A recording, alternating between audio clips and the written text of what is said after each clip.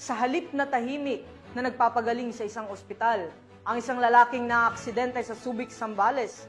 Kaso ang kakaharapin nito matapos mahulihan ng mahigit 300,000 pisong halaga ng ilegal na droga. Narito ang detalye ng report mula kay Patrolwoman Lixen Reyes Saweran.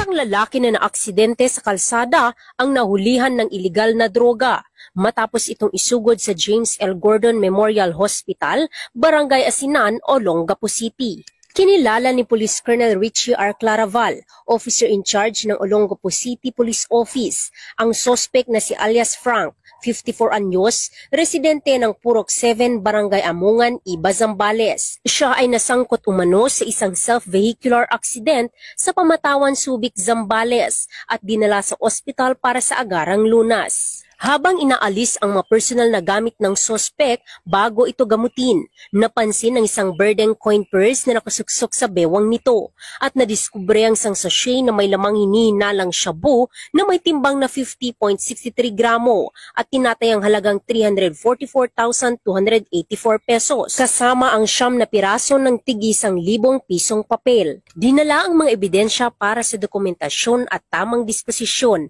habang inihahanda ang kasong paglabag sa Republic Act 9165 o Comprehensive Dangerous Drugs Act of 2002. Pinaalalahanan ng kapulisan ang publiko na makiisa sa kampanya kontra ilegal na droga sa pamamagitan ng maagap na pag-uulat ng kahina-hinalang gawain sa pinakamalapit na himpilan ng pulisya o sa PNP Hotline 911 upang mapanatiling ligtas ang komunidad.